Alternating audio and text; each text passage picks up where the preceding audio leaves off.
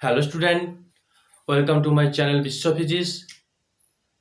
আজকে আমরা যে ক্লাস 10-এর যে বিষয় গ্যাসের আচরণের যে বিষয়গুলি আলোচনা করছিলাম, আজকে আমাদের টপিক হচ্ছে বয়েল, চার্লস ও অ্যাভোগাড্রোর সমন্বয়ে আদর্শ গ্যাস সমীকরণ প্রতিষ্ঠা এবং সার্বজনীন গ্যাস ধ্রুবকের মান নির্ণয়। ধরি একটি পাত্রে একটি গ্যাস, আবদ্ধ পাত্রে একটি গ্যাস আছে।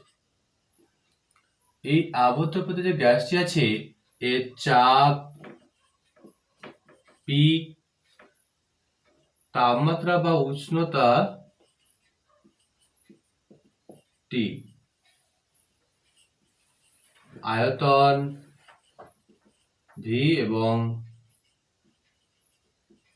মোল সংখ্যা হচ্ছে এন। অর্থাৎ বলা হচ্ছে কি না, পি চাপে ওই পাত্রে যে গ্যাসটা আছে সে পি চাপে টি উষ্ণতায় এন মোল কোনো গ্যাসের আয়তন ভি। তো বয়েলের সূত্র অনুযায়ী কি হবে? বয়েলের সূত্র অনুযায়ী আমরা জানি বয়েলের সূত্রে গ্যাসের ভর এবং উষ্ণতা স্থির।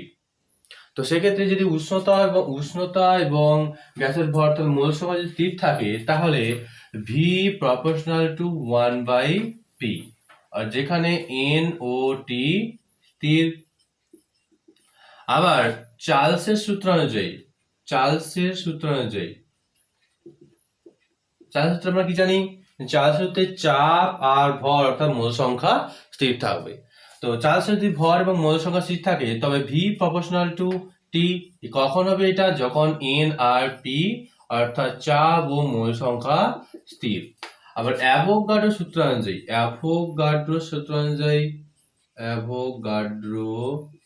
অনুযায়ী কি হয়?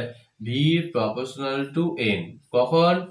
যখন পি আর টি স্থির, অর্থাৎ চাপ এবং উষ্ণতা স্থির থাকলে চাপ এবং উষ্ণতা সমচাপ এবং সমউষ্ণতায় সমায়তন সকল গ্যাসের সমান সংখ্যক অনুবর্তমান, যেটা আমরা অ্যাভোগাড্রো সূত্র থেকে জানতাম। এই চার্লস সূত্র কি বলছিল? স্থির চাপে এবং নির্দিষ্ট ভরে কোনো গ্যাসের আয়তন তার পরম উষ্ণতার সমানুপাতিক ছিল। এবং বয়েল সূত্র অনুযায়ী নির্দিষ্ট ভরের কোনো গ্যাসের স্থির উষ্ণতায় আয়তনটা চাপের সঙ্গে ব্যস্তানুপাতে পরিবর্তিত হয়। এই তিনটি সমীকরণ যে পেয়েছি, তিনটি সমীকরণকে যৌগিক ভেদের নিয়ম অনুযায়ী সংযোগ করলে, যৌগিক ভেদের নিয়ম অনুযায়ী যৌগিক ভেদের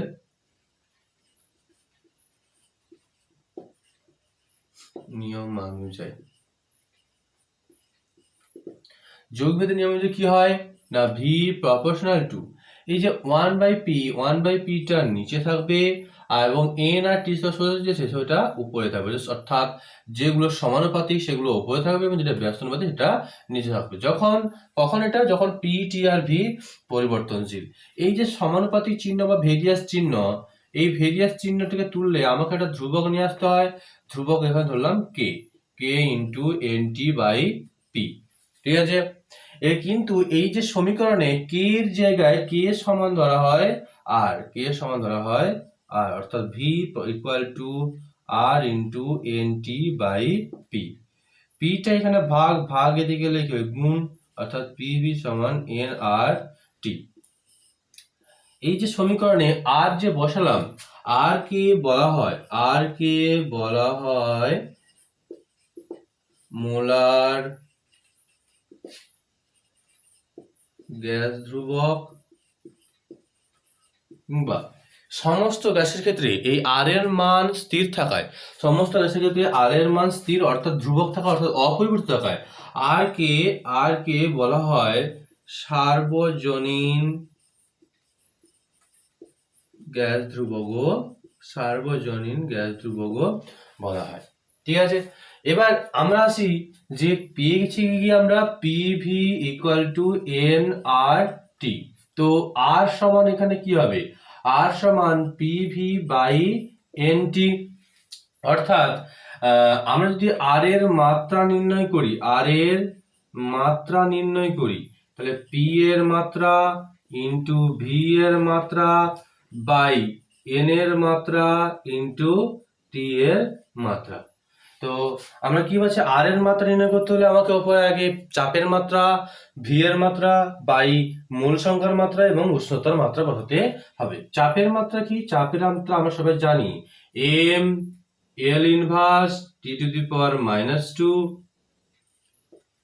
আয়তন, আয়তন হচ্ছে এল কিউব, আয়তনের মাত্রা হচ্ছে L cube by mole, N হচ্ছে মোল সংখ্যা, মোল সংখ্যার মাত্রা মোলই থাকে, এবং টি হচ্ছে উষ্ণতা, তার একক কেলভিন, সেটাই তার মাত্রা রূপে প্রকাশ করা হয়। অনেক সময় থিটা দিয়েও তাপমাত্রার একককে বা মাত্রাকে প্রকাশ করা যায়। এইখানে যদি আমি ক্যালকুলেশন করি তাহলে দেখতে পাচ্ছি এম একটাই বলছি, তো এম এল ইনভার্স এবং এল কিউব গুণ করে গেছি L square T to the power -2 mole inverse kelvin inverse. তো আর এর মাত্রা কি পেয়ে গেলাম, M L square T to the power -2 mole inverse kelvin inverse. এটাই হচ্ছে আমাদের আর এর মাত্রা।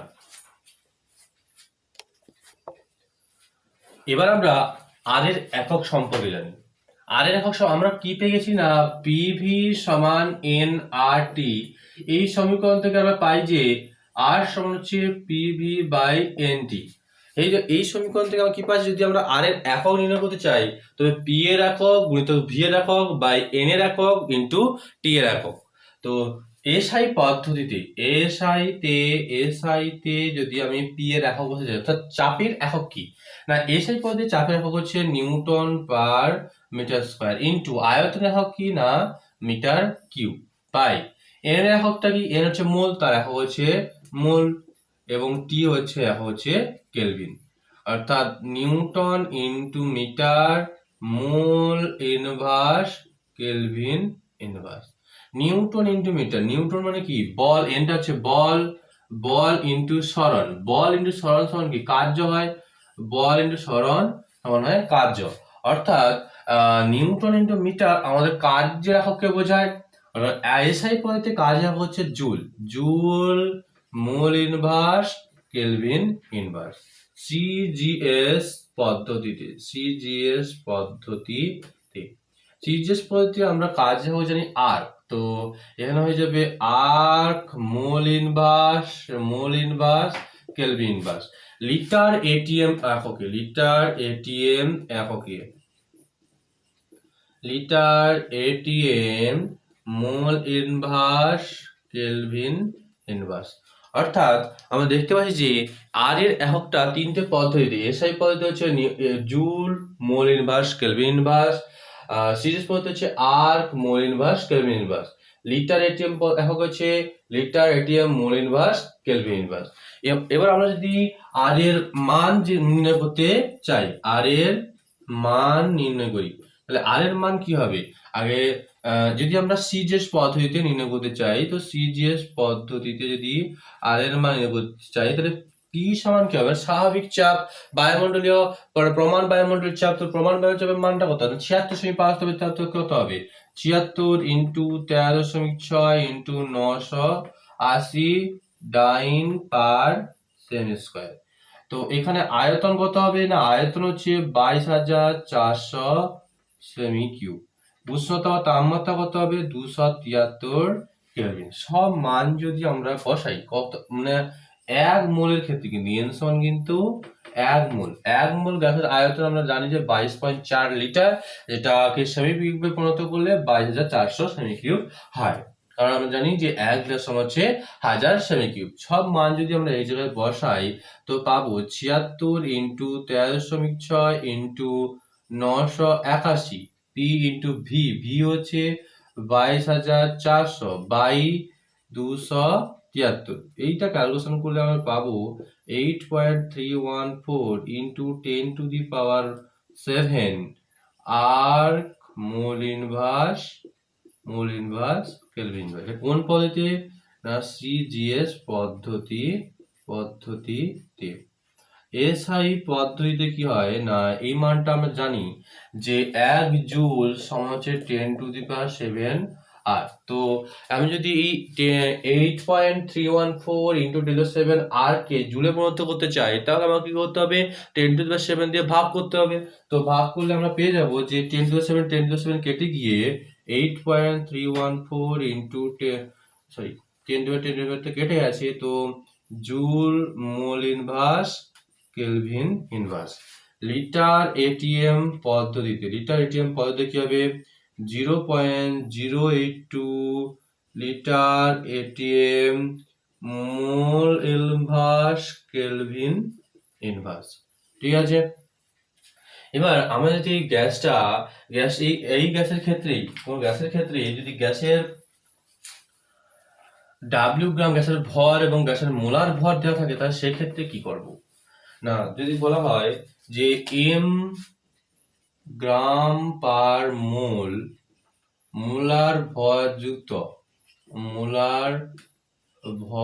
যুক্ত ডাব্লিউ গ্রাম গ্যাসের সমীকরণ, আদর্শ সমীকরণ কি হবে? না আমরা জানি যে ডাব্লিউ যদি এমটা যদি আণবিক ভর এবং ডাব্লিউ যদি গ্যাসের ভর হয়, তাহলে মোল সংখ্যা হবে ডাব্লিউ বাই এম। মোট ভরকে আণবিক ভর দিয়ে ভাগ করে আমরা মোল সংখ্যা পেয়ে যাব। সুতরাং আমরা যদি পি অর্থাৎ এই এন এর জায়গায় যদি আমি ডাব্লিউ বাই এম বসিয়ে দিই, তাহলে এম গ্রাম পার মোল মোলার ভর যুক্ত এবং ডাব্লিউ গ্রাম গ্যাসের সমীকরণ আমরা পেয়ে যাব। কিরকম দেখা যাক না, পিভি সমান ডাব্লিউ বাই এম আর টি, এটাই হয়ে যাবে তার সমীকরণ।